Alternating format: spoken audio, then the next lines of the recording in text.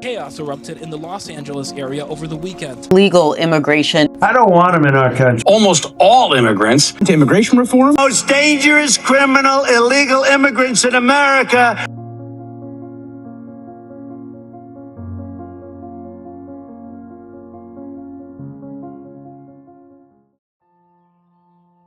This is the Bay Area, home to more than 387,000 undocumented immigrants. That's 6% of residents, 7% of the workforce, and 9.6% of all kids in the Bay Area. These are people who work, live, and raise families right here in our community.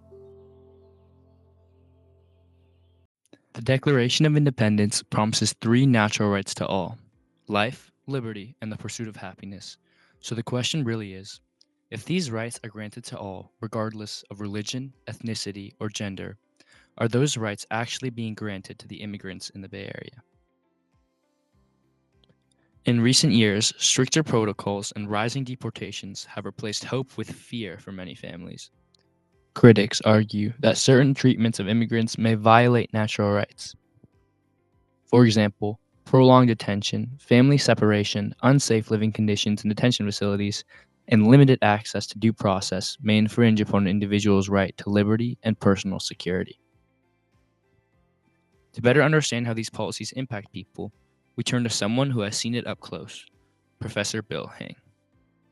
The Trump administration really has tried and instituted many different strategies, including arresting workers on El Camino Avenue, including going to homes and arresting people that are on a list of folks that they think are removable and close to your home.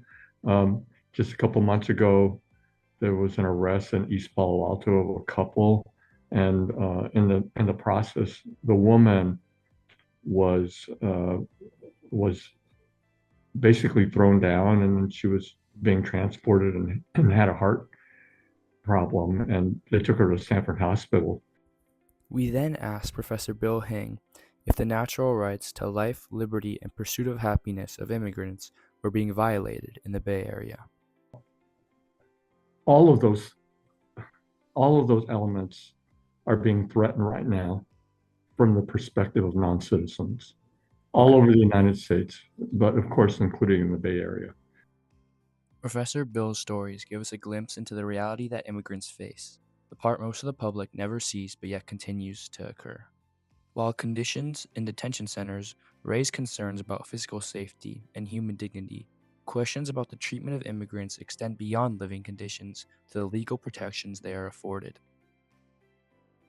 Everybody should follow the rule that you can just walk in without any papers. But once you're in, yes, you are protected by the Constitution. Invasion of privacy, not being arrested at will, have certain due process that you're guaranteed. You have to go through courts, you have the right to a lawyer. We then asked Mr. Haitam Bala, a local immigration attorney, if he believed these protections were being violated. The things that I have seen is, and I think the most really draconian or serious, is they can now detain without a bond, meaning you could get detained indefinitely for now, if you came into the country without paperwork. So if you happen to be walking in, even if you've been here 30 years, 40 years, you have kids and grandkids, and if you came in without what we call inspection,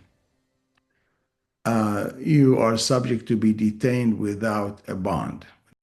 Mr. Haitam considered this new policy a violation of due process rights and inherently a violation of the freedom of liberty.